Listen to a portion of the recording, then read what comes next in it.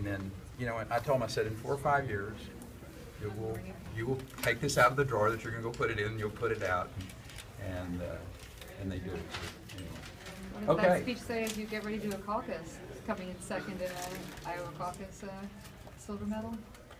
You know, we're a long way from that process. You got to be an announced candidate. So I know before you can win the gold medal, you got to be prepared, and that's what this is all about.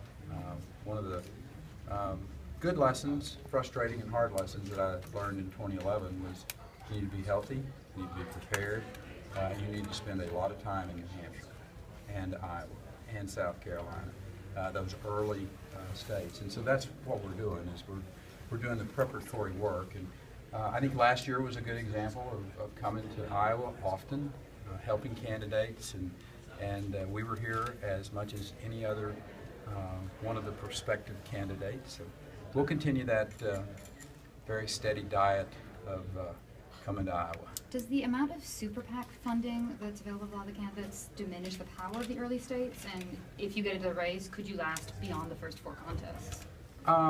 That's a long way down the process, but here's a little bit of an example.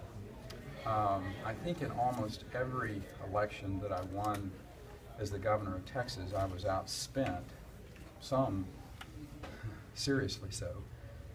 2002, I think we were outspent 4-1, 80 million to 20 million or something along those lines.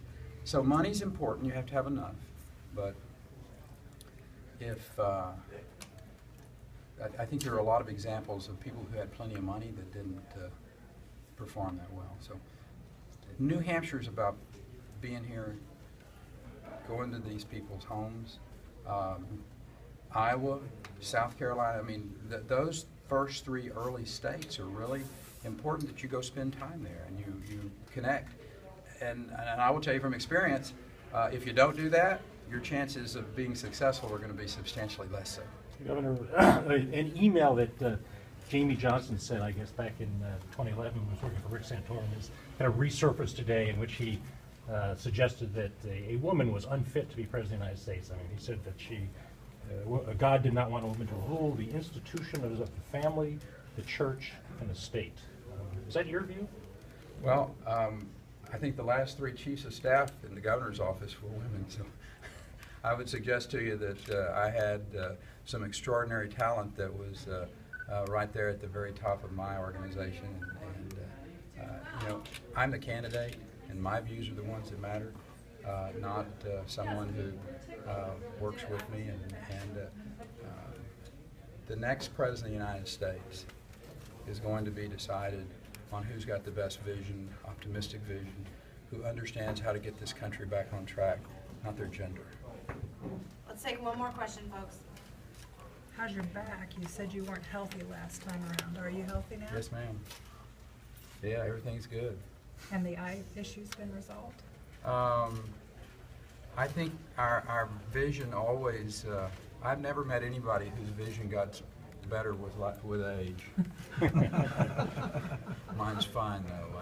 It's quite correctable to be able to do all the things I can do. Still up to the point of being able to fly an aircraft if need be. So thank God for sports license.